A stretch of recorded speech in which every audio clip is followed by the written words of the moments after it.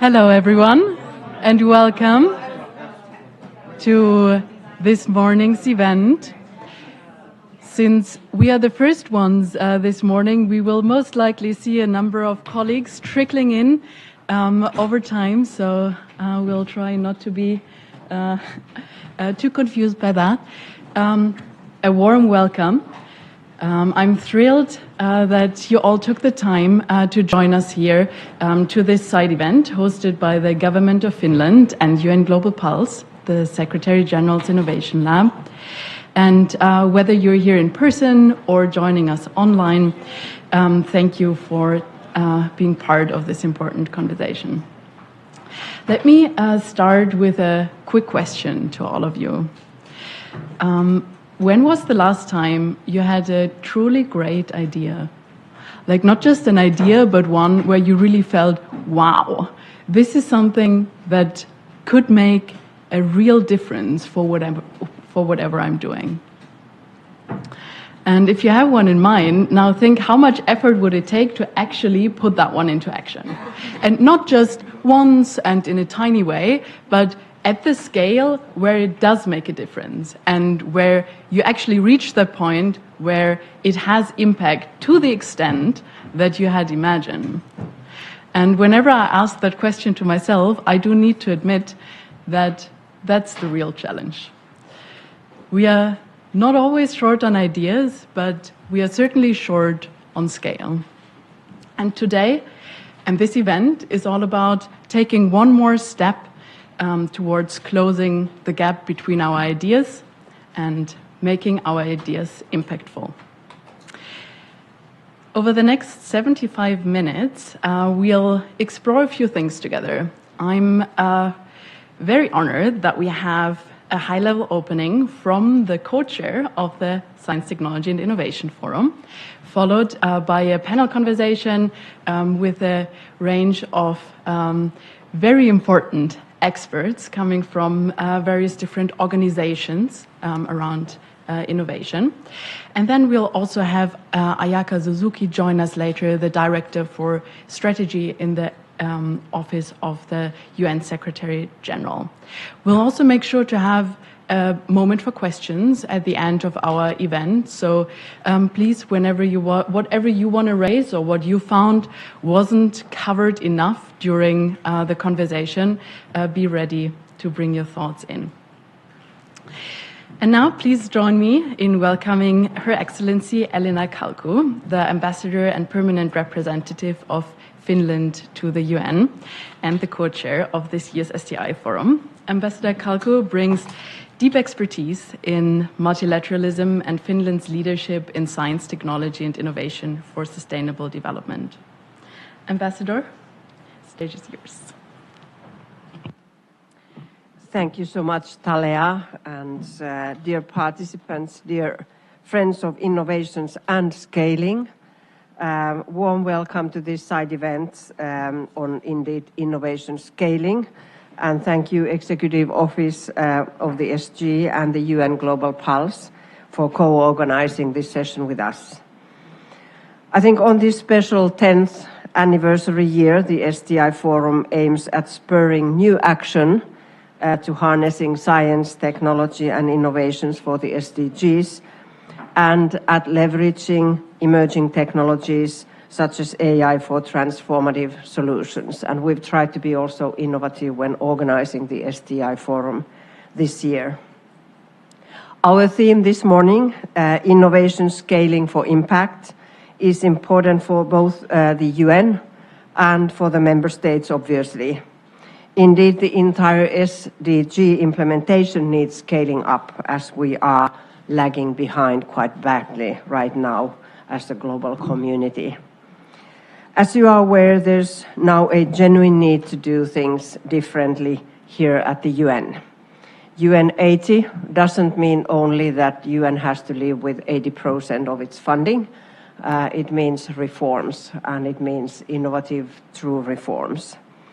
The UN and member states as well need to assess efficiencies here, mandates and existing structures together. And we all know a stronger and more efficient, a fit-for-purpose UN needs innovations. The rapid pace of technological development presents both risks and opportunities. The responsible use of data and artificial intelligence requires significant expertise and resources. In particular, the availability of high quality and up-to-date data is a real challenge that can be addressed through public-private partnerships as well. And countries can benefit from AI and innovations only if the basics are in place, including infrastructure and connectivity, and this is something we underline here at the UN quite often. For my own country, Finland, science, technology and innovation are foundational enablers for the Agenda 2030 and human well-being. And this has been so for decades, beginning from the very early stages of education, research, and moving into a more innovative society, which I think we usually say is a cherry on top of the cake. They are crucial for responding to the complex and interlinked challenges we face today. Finland is committed to increasing investments for research and development to 4% of the GDP by the end of the decade. We see closer cooperation between public sector, research institutions, universities and companies. And international cooperation is, of course, a top priority. My country is also a strong supporter of the UN 2.0 agenda for leveraging technology, innovations and foresight. Our partnership with the UN Global Pulse is a key instrument in this, as we welcome their inclusive and responsible and hands-on approach to innovation. The Accelerator program has been a flagship initiative. It is based on the need to better support scaling innovative solutions within the whole UN system. Importantly, it encourages us to embrace a system-level mindset within the UN that steers us not to work in silos anymore. I believe this is also what the UN 80 and reforms are all about. We hope that the UN Global Pulse will develop into a central platform for bringing together the UN, member states and external partners to develop technological capabilities, to improve access to evidence and data, and scale solutions for the SDGs and 21st century development challenges. Ladies and gentlemen, dear participants, I wish you fascinating discussions, and I warmly welcome you all to the STI Forum also, which will open tomorrow here at the UN. I thank you very much. Thank you so much, Ambassador. I think we've heard already quite a few of the topics that we want to dive deeper in today, having the basics in place, running joint agendas like UN 2.0, reducing silos. May I follow up on one thing that I'd be super interested in? From your view, what are the biggest barriers at the moment for scaling innovations, and what would you say can member states do to help overcome those? If your question is about scaling here at the UN, I think one obvious reason for or hindrance for scaling has to do with the history of the UN. There's a 80th anniversary soon here at the UN, but actually some of the agencies are older than the UN. And the UN has been building up incrementally, step by step, with lots of expert agencies and programs and funds, and also lots of expert departments here at the headquarters. I think this hasn't nurtured from the very beginning a non-siloed thinking necessarily, because the focus has been to be good at what you're focusing on, your expertise, area of expertise. And I think this is something that needs to change, especially when we look at innovations and scaling innovations within the UN system and supporting also member states. And many of our partner countries in Global South to be able to be more innovative and scale up the innovations. I think that's one of the key reasons. Thank you so much, Ambassador. And let's take this as inspiration for our conversation and dive into our panel. We are joined today by an exceptional group of leaders who all bring various perspectives on scaling innovations from a more headquarter level and also on the ground, as well as building the partnerships that we need in order to scale innovations for the SDGs. So let me briefly introduce to you whom we have here. Here on the left-hand side, we have Nina Schmidt, who is the CEO and spokesperson of the board at Siemens Stiftung. She leads Siemens Stiftung's focus on essential services, digital innovation, and climate resilience. And with 2 decades of leadership in international philanthropy, she's a well-known author and voice for sustainable impact. We also have with us Gayan Perez, who is the head of digital technology at UNDP's Chief Digital Office.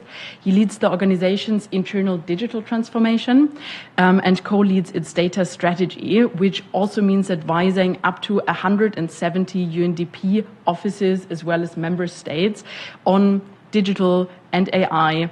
And he has been a big promoter of partnerships and public-private working together. We also have with us Zara Monteabro, who is Director of Strategic Partnerships and Philanthropy at MIT Solve. She brings a wealth of experience in open innovation and social entrepreneurship, leading cross-sector partnerships, driving solutions for education, climate, and health. Welcome. And then we have Aki Enkenberg, who is Chief Specialist and Team Lead on International Tech Policy at the Ministry of Foreign Affairs in Finland. And he leads Finland's foreign policy on technology, including multilateral digital cooperation with the UN. It has been a big promoter and collaborator with UN Global Pulse over the last years. Aki brings extensive experience from the World Bank and innovation ecosystems across Africa and Europe. And we also have Tapio with us, who is leading on the Innovation Accelerator, who will join us a little later, and we'll get to his introduction then. But a warm welcome to all of you. It's great to have you here. I'd love to start with a question to you, Gayan, because I saw that UNDP just released its human development report just today, highlighting rising needs and shrinking resources, as we've also heard from Ambassador Kalko, but also new opportunities from, for example, AI. Under these constraints, how would you say we can deliver on humanitarian development being innovative and effective? Thank you, Talia, and good morning, colleagues. In the current geopolitical context, I think your natural tendency is to narrow the ambition. But really, if we are to achieve the goals set in the agenda, we need to think about transformation. Not just transformation for the sake of it, but transform boldly, strategically, and most importantly, collectively as UN agencies. And I think UN 2.0 provides the perfect framework for that. Data, digital, innovation, behavioral sciences, strategic foresight. These are, especially in the context of AI, and if AI is accelerating development, these are not peripheral capabilities anymore. These are the core of a modern development system.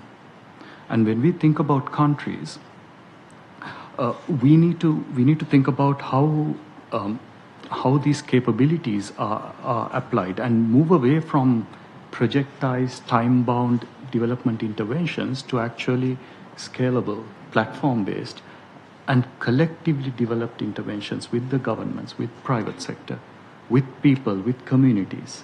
And think about innovative financing methods as well, which brings private-public sector partnerships together.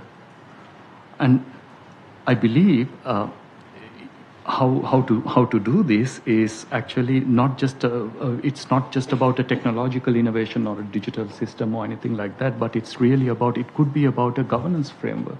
It could be about data-driven policy making. It could be about using foresight for planning. It could be about understanding behaviors of the local ecosystem to emerge those innovations.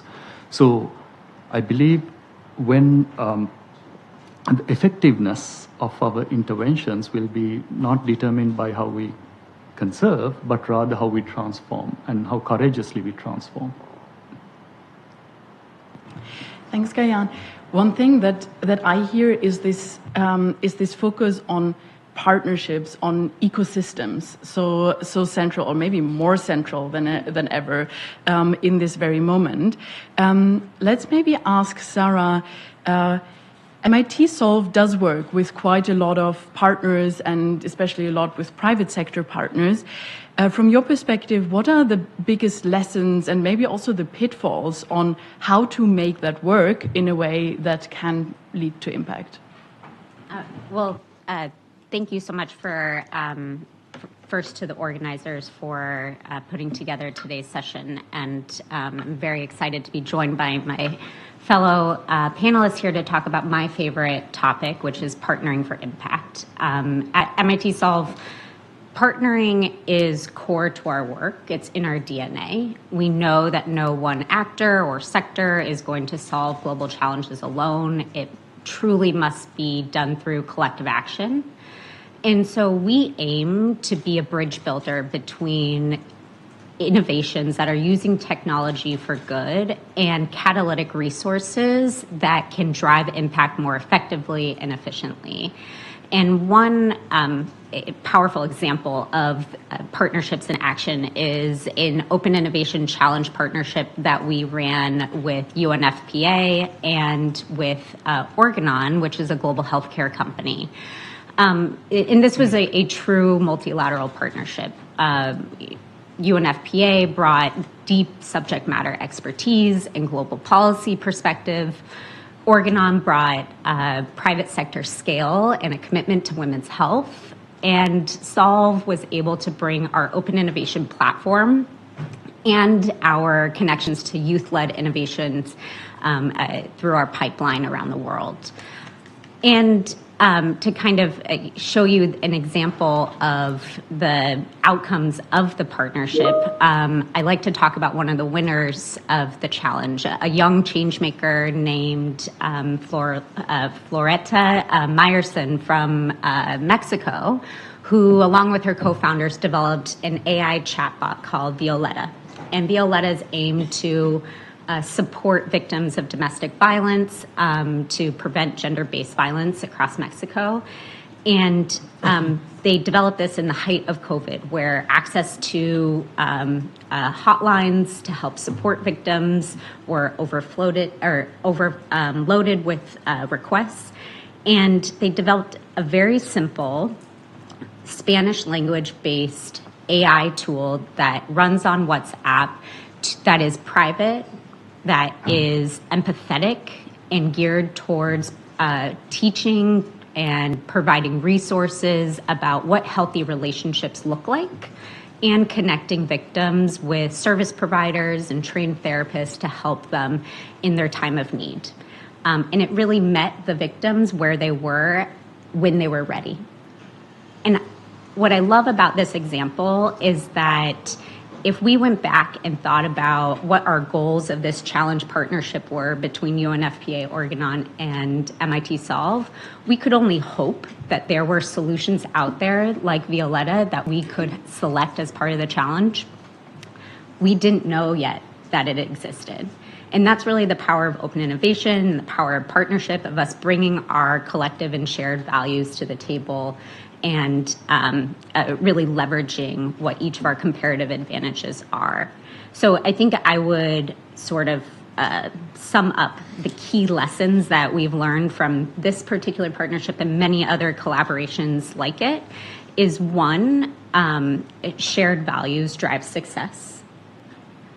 Number two is each of us has our own strengths. Each partner brings their own strengths to the table, and we should lean into those. And the third is it's not just who you partner with, but it's also how you partner together. And great partnerships are rooted in trust, in flexibility, and a commitment to shared learning together on a a journey towards success. Yeah. Thank you, Sarah.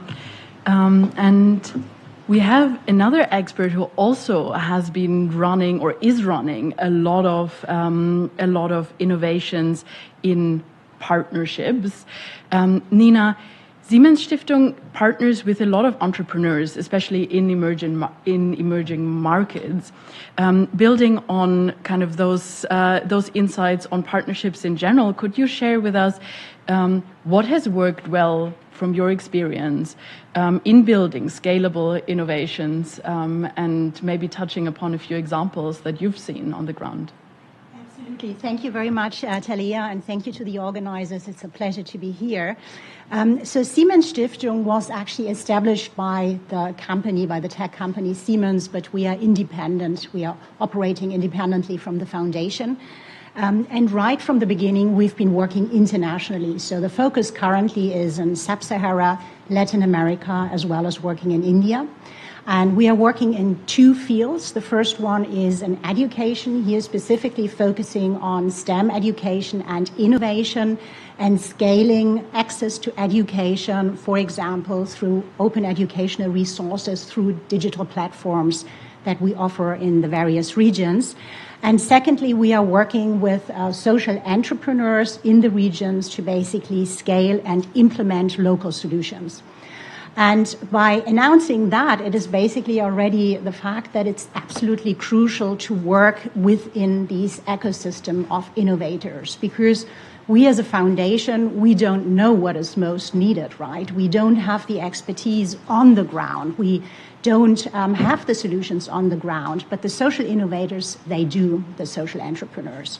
So what our role is basically, first of all, to help to moderate, to grow a network, a stakeholder network in the various regions, and then to basically provide access to financial resources through the different channels, for example, accelerator programs where we team up with different organizations, both philanthropy and also ministries.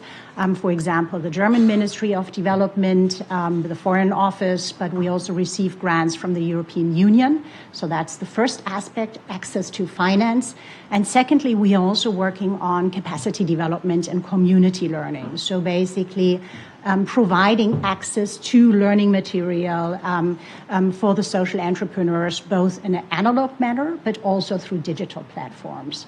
So I would say, to sum it up, cooperation is key, but not only cooperation in a sense of creating and managing networks, but actually co-constructing and basically giving the possibilities for the local institutions, for the local change makers who know best what is needed in the various communities to drive the change and to implement the solutions. Thank you. And we've now heard perspectives of the UN, philanthropy, academia, stressing the need for collaboration, and also highlighting how important it is to have governments on board with that. Aki, speaking from a perspective of Finland, what would you say can governments do to create enabling conditions for innovation, especially in partnership with the UN? Thank you, Talia, and thank you for inviting me also to be part of the panel. Happy to share some reflections from our perspective as a government who has supported UN innovation for almost more than 10 years now, starting around 2015. First, I think we established a relationship in this field with UNICEF, and then started to work with other agencies as well, UNFPA being one of those, UN Global Pulse since 2020. And this has been a long-standing priority for us to support this transformation of the UN to become more effective, more efficient, even before this UN 2.0 agenda was in a way created.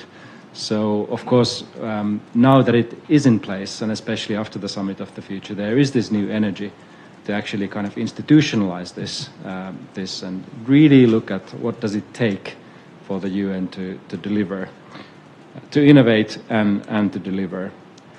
There's certainly been good progress, also looking at this, as I said, from the kind of funder, donor perspective or partner perspective, in terms of how different agencies have kind of embraced this agenda. Very happy to hear your reflections also, Guyan, from the UNDP perspective. And the same goes for many others in the UN system. But at the same time, there's constantly been this kind of missing piece, which deals with the whole system, the system level, how it actually responds beyond just individual agencies becoming better at innovating. So in principle, I think we could assume that the UN as a global organization is very well geared up for delivering global solutions for global problems. But as Ambassador Kalku said earlier on, it has its own kind of historical path dependencies, and many different parts of the system don't necessarily work that well together on this agenda. So definitely we would need two things to happen at the same time. We would need, in a way, one UN to innovate, but also one UN to deliver and to scale. And both of these are aspects of the same issue in a way, but they also both need to kind of be addressed collaboratively in the system. And for that purpose, you need something to drive that change. And our partnership with UN Global Pulse has been quite positive in that respect, because it is a system-wide, quite nimble, quite small, but an agile program that can kind of help different parts of the system to collaborate. But I would raise four things maybe to continue, four priorities that I think are important. One deals with continuing to build capacity and competence, upgrade skills, the very kind of essence of the UN 2.0 agenda. Invest in teams, invest in expertise, building that culture, competence in-house. But there's no point in thinking that it has to be built in-house all the way. And I very much like the spirit of open innovation that you've embraced at MIT Solve. And I think the same needs to apply for the UN as well. That expertise that the UN needs is often to be found outside the system itself, with external partners, be them research institutes, private sector, civil society, etc. Secondly, embrace evidence, create evidence, use evidence. Scaling is all about evidence, knowing what works in a specific context. Having mechanisms in place to screen and select solutions, understand what it takes to deliver them in a specific country context, regional context, etc. And again, I would like to raise one example. This event, of course, is all about the accelerator program as well, and this has been quite interesting as a journey together with UN Global Pulse, because it has enabled, in a way, UNGP to kind of identify the projects, the teams with the best potential to do exactly this. Then thirdly, I think this is very well aligned with Guyan's point again, more flexible funding, better funding mechanisms, not funding to keep projects going, to sustain them, but rather being more market-driven in a way, funding for growth and funding for scaling, not funding that's locked in silos and institutions. And then finally, also localizing a lot of these activities. The UN needs to work as it becomes better in innovating and creating solutions, partnering on solutions. They also need to be developed and delivered together with local institutions and in collaboration with the local ecosystems. And I think this is also quite important, how the UN can then work with local stakeholders on this agenda. Thanks. Thank you, Aki, for putting such a strong emphasis on the importance of scaling from various perspectives, the skills perspective, the evidence and data perspective, the funding, and making sure that we are tapping into the right ecosystems.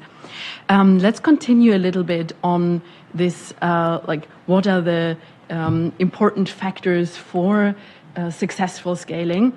Guyan, I know that you in the UNDP Digital Office have been quite successful in scaling a number of high impact use cases and programs. Can you give us an example of a program that has worked very well in maturing into impact? Thank you. Thank you, Tara. Oh, yes. I'll take an example of digital strategy itself. In fact, if I rewind 5 years back, one of the objectives is enabling local digital ecosystems. In other words, helping countries in their digital journey. And when we were researching and looking for an approach, which is now called the digital public infrastructure, that is the enabling environment, and innovative partnerships like the digital public goods that we have, one of the key issues we had was capacity. Capacity at local level in the country, who understands the local ecosystem, and capacity at regional levels, and capacity at global levels. And we looked into what is available to us in UNDP, and to our advantage, we had a mature innovation practice in UNDP, and with the strategic innovation unit and the accelerator labs we had on the ground. So we tapped into that network and reskilled them on what digital means, what does the journey look like, and how can you advise a government on this? And soon we realized just tapping into that capacity is not enough. Like Aki said, we need to bring in new talent into the organization, sometimes that didn't exist in the UN as well. So once again, instead of trying to reinvent something, we looked at an existing modality. We had a really good crisis response deployment mechanism in UNDP where we can deploy an expert in fairly quickly. We took that and added digital data innovation foresight, exactly and the behavioral science, exactly the UN 2.0 capacities into this new programs into this, and asked people to apply for this worldwide and started deploying them. This allowed us to be agile, and this allowed us to respond to government needs better, and respond in a way that there is a local colleague in your office which understands the local context, and we can bring in an expert from outside the UN as well in certain niche topics.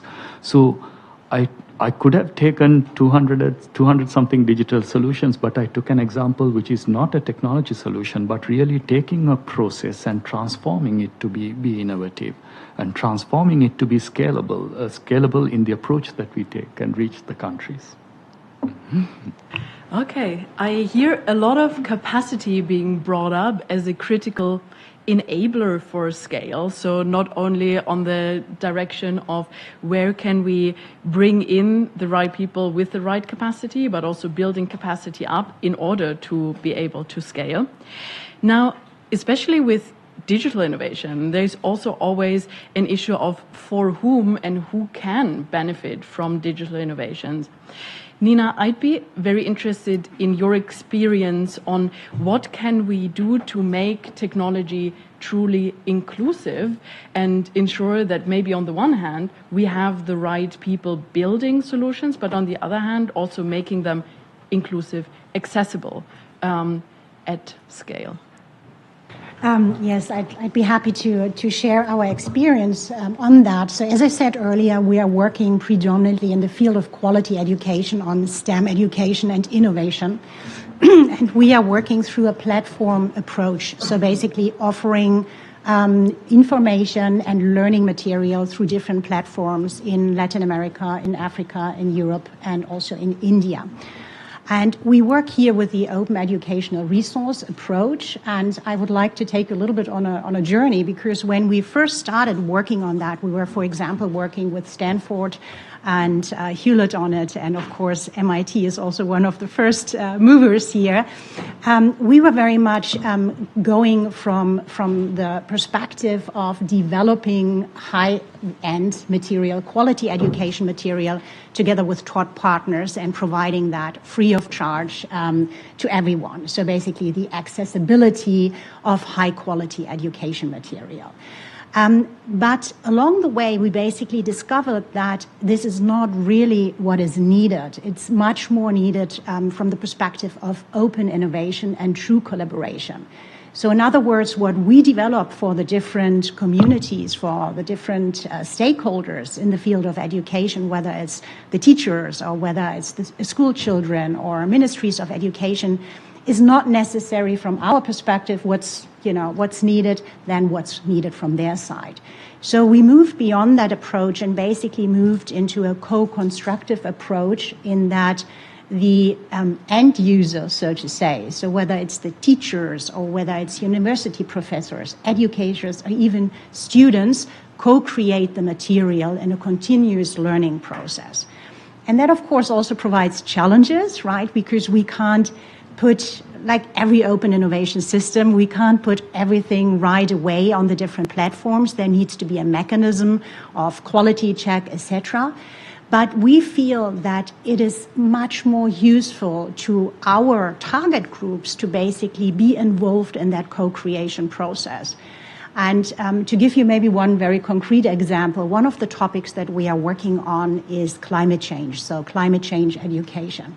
And of course, it makes a huge difference whether we are working with communities in Mumbai, teachers and also their students, working on challenges that they are faced with in their communities, or whether we are working, for example, with partners in Veracruz in Mexico. And through that co-constructive approach, we really make sure that the users are being part of the material and are writing basically and developing the material that is then used. Thank you, Nina. I love how the different examples that you're bringing up come from so different fields, and still we see kind of this red thread that some of the scaling mechanisms and best practices seem to be the same or similar across sectors. Maybe asking you, Sarah, does what we've heard from Nina match your experience for critical success factors on making innovations scalable and inclusive? Just going to basically echo exactly what Nina said, that our focus is really on technological innovation and tech for good in particular, and helping to support social entrepreneurs around the world who are leveraging technology to address local, community level, regional, and global problems that they're facing. And if I were to break this down into kind of three key, success factors, I would break it down to, first and foremost, this co-design process that Nina was just talking about. At Solve, we see time and time again that the most impactful technology are not designed with the tech first, is designed with the context and a deep understanding of the on-the-ground realities of the communities that the solution is aimed to serve and work for.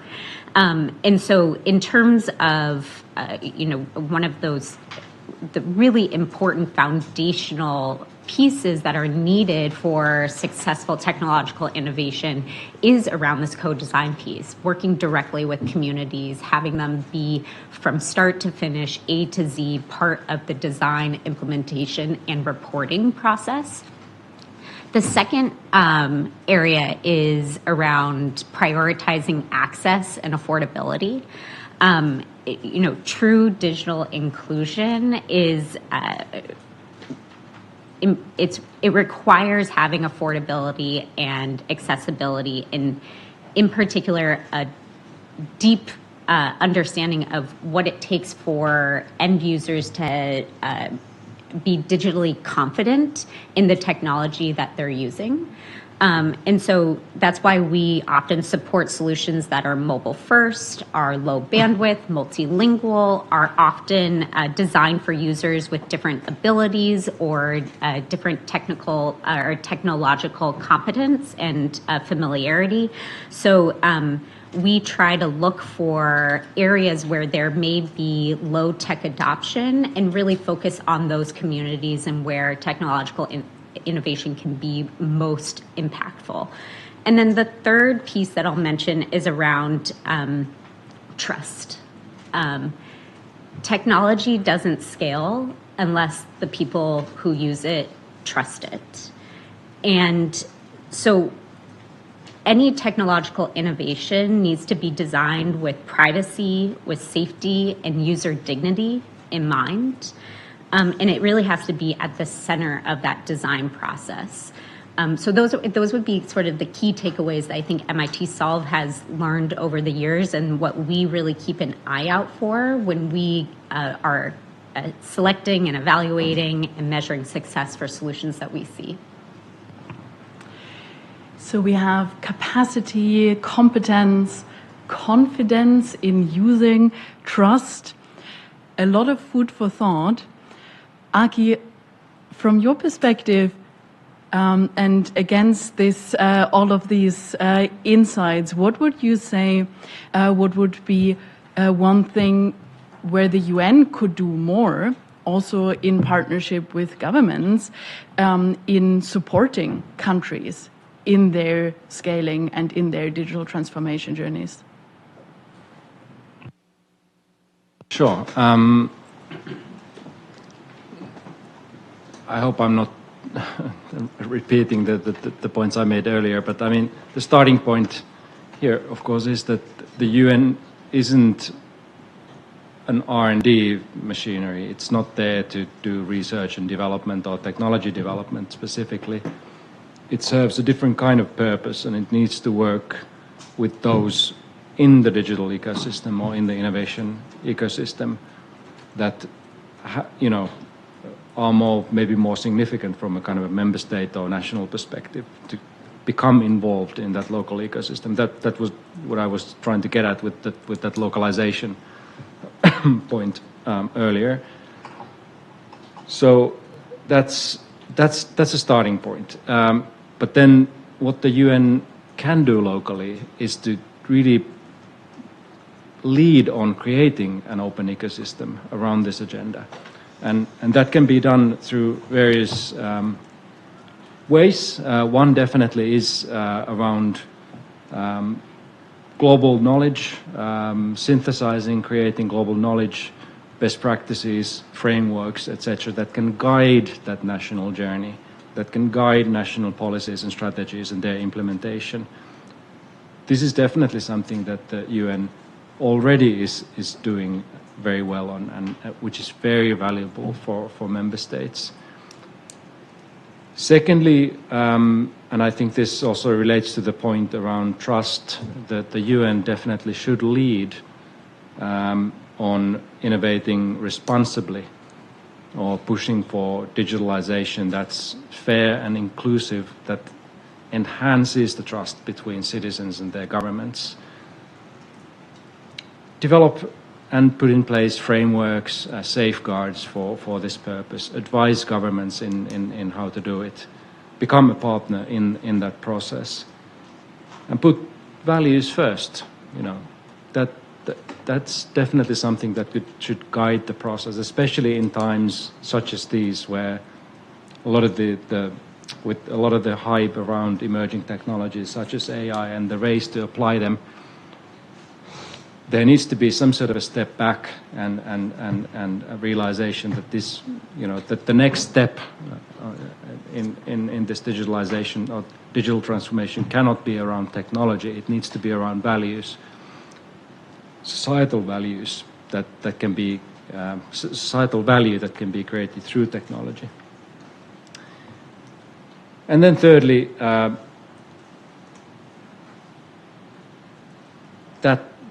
that open ecosystem that the UN can really play a role in, that's extremely important, to invite others in and to be ready also to be in a supporting role in others' projects. That's quite important.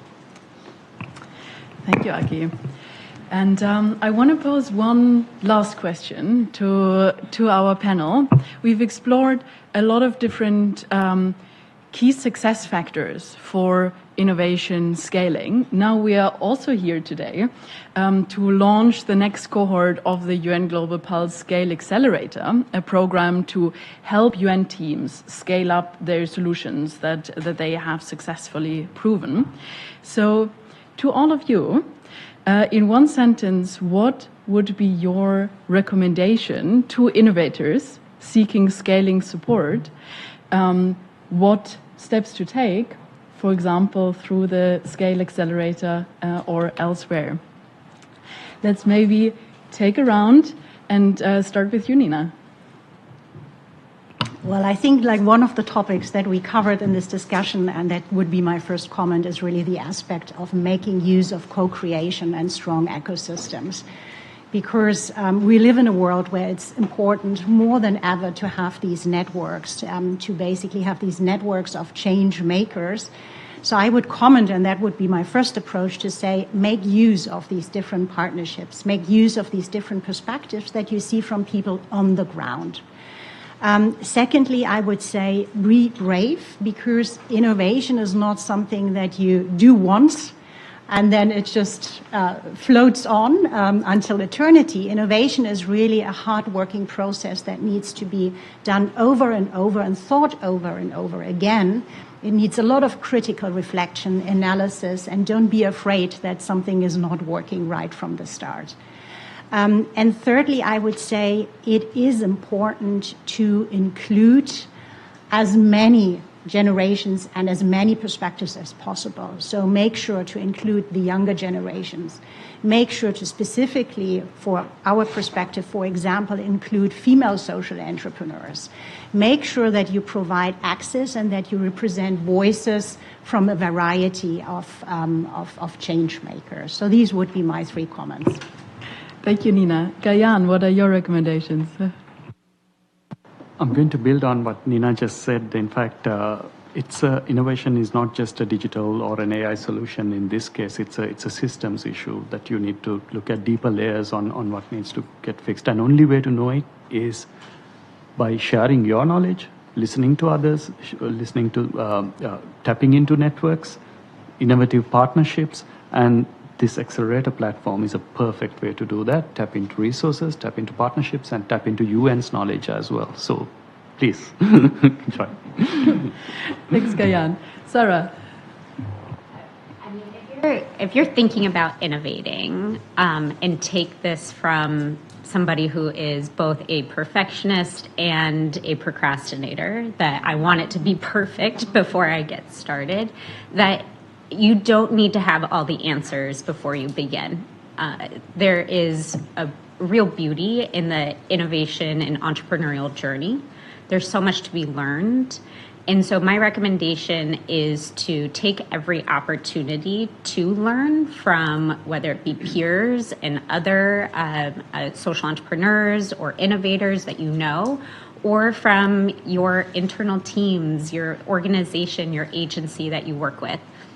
I think one of the beautiful things about this accelerator program in particular is that it's really focused on social entrepreneurs, those that are already working within the UN system. So you don't need to leave your amazing job within the UN to go out and start your own nonprofit or start your own startup. You can be an innovator within your current role. It's a really beautiful opportunity, and I highly recommend all those that are eligible to apply and hopefully participate. Thank you, Sarah. Aki? And finally, to anyone taking part in the program, thinking about that or participating in it, I would say show what UN transformation can look like. You know, be the transformation. Show with foresight, you know, how can it look like on the ground. Make it visible. Thank you very much to all of you. I would have 1,000 more questions, but we will also give the audience an opportunity to ask some additional ones. But first, we are honored to now welcome Ayaka Suzuki, who is the Director for Strategic Planning at the Office of the UN Secretary General. And Ayaka is one of the key architects behind UN 2.0, the UN's internal transformation agenda to increase skills and culture across new areas. And Ayaka, we'd love to hear your reflections on this conversation, on UN 80, on UN 2.0. Great. Thank you very much. Nice to see all of you. Thank you so much for braving the rain to get here. Can you hear me Okay, okay. So much has been said already. So let me just try to kind of contextualize a little bit more what UN 2.0 in the context of UN 80 means, and why we're anchoring that with Global Pulse and therefore the accelerator program that we're talking about today. So as the title of this event says, the keywords are uncertain, navigating uncertain times, right? Navigating, yes, but that would imply that we know what we're doing. So it's clear that we're living through a very rapid, disruptive change. I don't need to tell you what we're going through. Everybody's going through this together. The world is transforming so fast, but the truth is, and it is certainly the case for us at the UN, we feel that we're very much still trying to solve the 21st century with problems with 20th century tools. So this needs to change. And that is really essentially, in a nutshell, the premise of UN 2.0, which is attempting to build future-ready capabilities, and I heard a lot of capabilities discussion in data, digital innovation, behavioral science, and strategic foresight across the UN system. And it is clear to me, at least, that it has never been as critical and high up on the agenda as it is today. We can no longer afford to do business as usual, and this is very much the spirit of UN 80 that the Secretary General launched. It's not so much a reform agenda as such. It's not just about cost saving or efficiencies, even though that is important. It is really, on the occasion of this anniversary, looking ourselves in a mirror and say, are we fit for purpose? And I think many of us feel that it is not, right? So that it's at so many different levels. And to reimagine the UN for the future, and that's what that is about. So in our view, these capabilities are the UN 2.0 capabilities that I just mentioned are no longer optional. They are essential to deliver on our mandate more effectively and inclusively. And that's why our innovation lab, Global Pulse, and its accelerator are crucial for helping UN colleagues achieve and then deliver better on their mandate. So I'm not going to give you examples because I feel like I'm coming late into this conversation.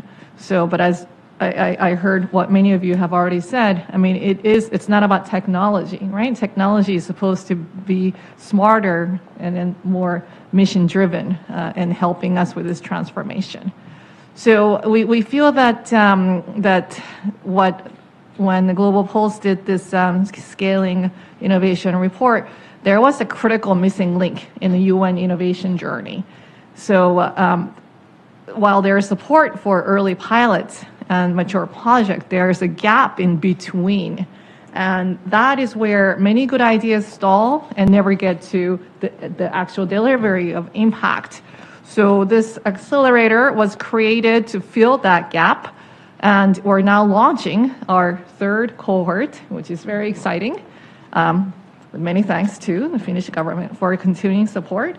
And it supports UN teams in moving beyond their successful pilots to scale solutions, adapt delivery models, and ensure impact reaches communities that we're serving. And I've also heard co-creation and ecosystem partnerships, and that's what this is all about as well. This is not, we're welcoming them into this broader ecosystem, introducing them to partners. And so, I think I feel that, that's why you were chosen as speakers, but I think we're on the same wavelengths as to what are these key ingredients for sustainable success. And it is about coalitions across sectors, reducing duplications, and enabling smarter resource sharing. So this is the call to action, and we want bold ideas this year's cohort will need to look different to react to our times. And in fact, that was my rather not so polite email response to my colleagues from Global Pulse when they shared their initial idea. I really felt that, the world and the UN are going through such a fundamental shift in our environment that we cannot just continue on, right? We need to do something fundamentally different. So in other words, it's not just scaling projects, we're scaling systems change. And if we're working on a bold, ambitious idea, please step forward. We want to hear from you. The accelerator is your pathway to grow, make it sustainable, and embed it into how the UN delivers. So, because in this moment of transformation, we don't just need solutions, we need new ways of delivering them and working together. So with that, I think I will finish, and then I look forward to continuing this conversation. Thank you. Thank you so much, Ayaka, for echoing the importance of capabilities, the importance of partnerships, and of course for the invite into the next cohort. So I think we have a video that introduces the next cohort of the UN Global Pulse Accelerator program.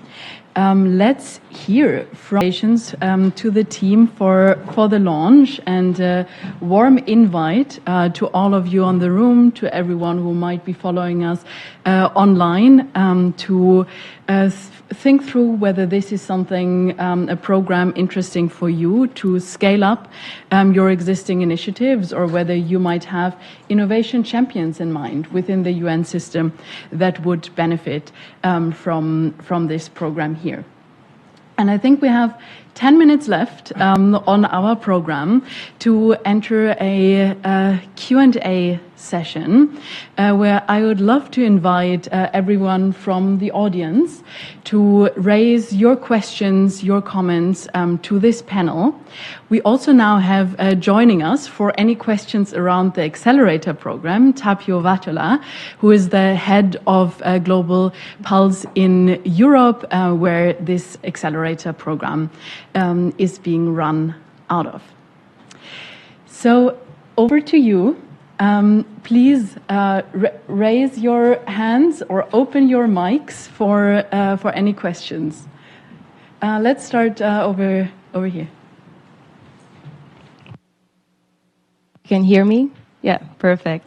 First, I want to thank the organizers for this inspiring event. I've been typing and writing a lot of notes from the past 1 hour, so thank you very much for thought-provoking discussion. My name is Leena Alanko. I work at the think tank called Demos Helsinki, and our mission is to fight for a fair, sustainable, and joyful next era. And we have had the pleasure of working together with the UN Global Pulse since last summer, and we know that identifying and scaling innovative solutions is so important when tackling exactly the greatest challenges of our time, from climate crisis to backlashes in gender equality, as was well put in the video as well. And that's why I personally find this collaboration so vital and important, as we know that fair, sustainable, and joyful next era cannot be solved and kind of tackled and achieved alone. So I wanted to share a few thoughts and a question then. And I wanted to share a few thoughts related to kind of governing different initiatives and innovations that aim to tackle systemic challenges and the role of exactly public sector in governing this. So at Demos Helsinki, we've been supporting governments in identifying implementation ways to increase capacities, to do policy making that aims to solve these societal challenges. And I think solving the kind of governance question is vital for us to succeed, as we see that the current systems, as I liked what Director Suzuki just stated, that we are kind of trying to tackle the challenges with the 20th century tools. And as said, the tools were created in the industrial era when the world was in many ways so different. And those have shown to be inadequate for addressing the scale and even the pace of required transformation. So to move forward for a better future, so to say, I think there are 4 things that I would like to see and 4 principles that I would like to state. I think we need a clear goal and a direction, and we need to commit to that. Then second, we need strong orchestration for diverse the ongoing interventions from very local and micro level to the state-led innovations and initiatives. Then third, we need collaboration across sectors, that has been stated many times in this discussion. And fourth, we need willingness to experiment and learn from those experiments. So I believe that there is a pressing need for governance that is able to implement these principles, and through that is better fit for purpose to achieve the SDGs. And at the same time, I know that there are already existing examples. I know that we're doing a lot already. So maybe my questions coming to that, I would like to ask from Mr. Ekenberg from the Ministry of Foreign Affairs of Finland. If you could share any examples of, for example, in Finland, how Finland has been addressing societal challenges and steered innovations during times of systemic challenges, or whether you would like to see any changes in order to better tackle these challenges. So any wishes? Many thanks again. Thank you.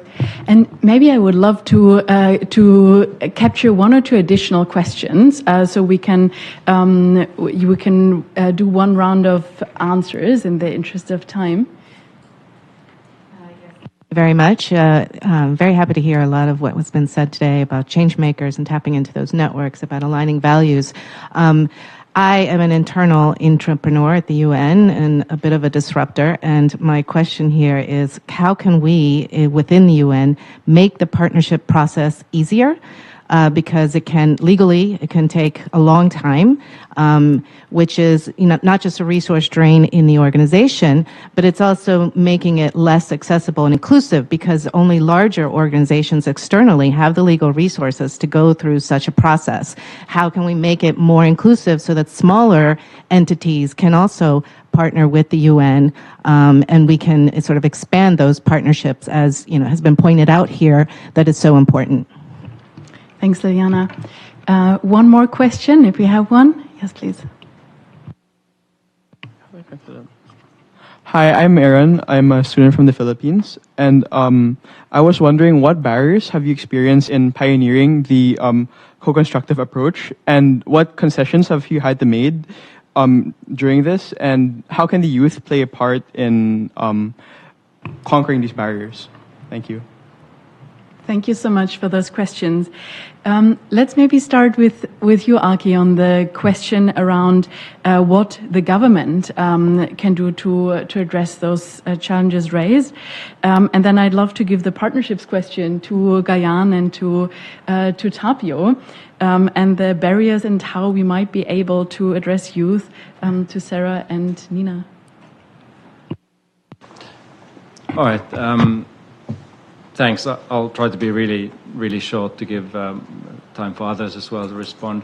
And I don't know if I have a specific example in mind, but I think the question in itself is very good, because even in this context of the accelerator, in a way, and in this effort to try to identify the most promising solutions to these pressing challenges, local or regional or global, this work is always going to sit in a broader context, where governance plays a big part. So let's say there's a team that has created a great idea for supporting the energy transition of a country somewhere in Africa, or there's a health problem that needs to be addressed urgently, where you have a promising solution, but it takes a lot more than just an idea or that solution to actually scale it or drive it forward in a society. So this governance aspect is quite crucial, and maybe others have some ideas to this as well.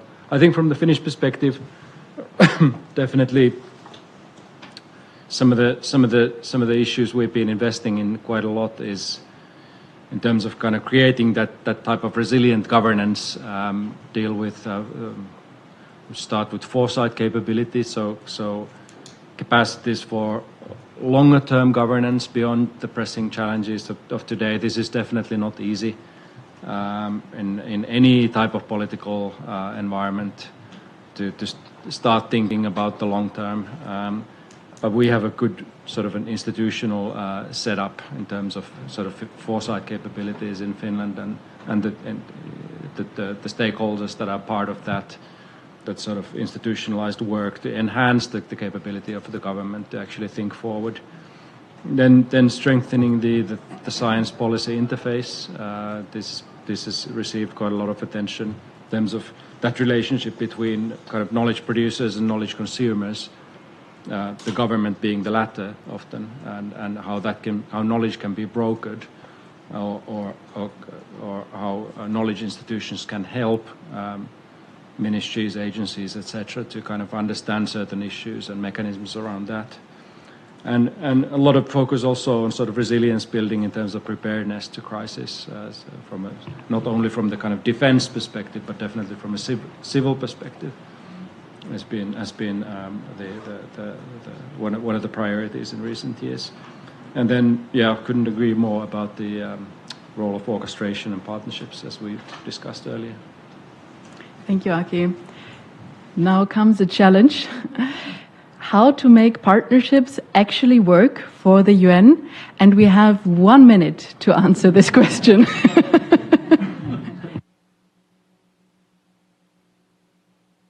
About how our approach to partnerships should be changed, but I'll do it really quickly. In a country that I don't want to name, we realized one of the things to work is to partner with private sector, in this case specifically a telecommunications company. And I remember walking into the conference room to meet the CEO and telling, oh, here comes the UN with another funding request. That was the approach for partnerships in the past. And I said, no, I'm not here to talk about money. I'm here to tap into your network, your distribution network. I'm here to tap into your digital infrastructure. So we should think about innovative ways of partnerships as well, going beyond the traditional means. That's my quick answer. Thank you. And now, how can we address the barriers? How can we include youth? Sarah, Nina, any thoughts on this? Absolutely crucial, right? Because the youth is the future and the present, so it's absolutely necessary to include younger generations. And with younger generations, I don't only mean social entrepreneurs, younger social entrepreneurs, or university students, but I think we actually need to start very early on. And at Siemens Foundation, we have an approach that we work with different methods already with school children, actually also already in early childhood education, to focus on the issues and the problems that these students or these children are actually faced with in their community. Now, these might be questions dealing with climate change, climate resilience. These might be innovations that they come up with as part of, science projects, etc. But I think it's absolutely crucial to work with these communities, to work with these younger generations, to basically find some of the ways or some of the solutions of some of the problems we don't even know about yet, right? And this is a long journey. And I think this taps also again into the topic of how can we make sure that we have inclusive ecosystems, that we have open innovation ecosystems, and that innovation is not sort of like a line where we ask for an innovation and then we just send it out, but we basically create circles of innovation, of innovative change makers. And that starts with very young children and goes all the way through society and through different stakeholders. So that would be my comment on that. Sarah. In the interest of time, I'll just say ditto. And a great encouragement for any of the youth innovators that are in the room to take some bold action, because we need you now more than ever. Thank you. One last word to Tapio. You've heard a lot of ideas, of thoughts, of new approaches around innovation scaling. What's the one thing that you're taking away from this conversation into the next cohort and supporting the strongest UN innovators over the next year? Thank you, Talia, and thank you, colleagues, for for your contributions, and obviously thank you again to the government of Finland for the long-standing support to Global Pulse and UN Innovation. I think there's so much to take away that there's no one single word. Perhaps what was nice here was to hear that the way we are wanting to build our accelerator further, the way we want to, let's say, design the business model for Global Pulse, or when working on the accelerator in particular, resonates with a lot of things that have been said here. We want to be that open source platform, and we are thriving to be that. We are mandate agnostic within the UN, which is a great advantage. But most of all, I would say that the way we want to build our team and our resources moving forward is one where we absolutely need to and want to tap much into external partners, be it private sector, academia, or others, through those kinds of partnerships that Guyan called us as well. We'll have to find a new way of partnering. But it is definitely about so much more than just money. It is about bringing all of us together, bringing everybody, all of these ideas here together, and working genuinely together towards finding those solutions. To the colleague who asked the question, and as Guyan said, it's one thing to start changing the rules for partnering and contracting within the UN, but I think we have to find different ways which are based also on trust, which are based on us agreeing that we have a joint objective, joint challenges, and only by joining forces we can do that together. So it really is a lot about changing mindsets as well, and we hope to be able to help all of you with that. Thank you so much. Thank you, Tapio. Thank you to all of our speakers for sharing your experience. Thank you to all of the guests who are taking time. And what I've learned today, scaling innovations is certainly not just a technical thing. It's strategic, it can be very political, and it's human. It requires mindset shifts. And the one big thing for me standing above it all is partnerships, and the right partnerships. Let us use this accelerator and this program that we have as a catalyst for the next generation of solutions now in this year more than ever. And to all innovators out there and with us today, do reach out to us, do apply to become part of the next cohort, and let's build the future together. Thank you.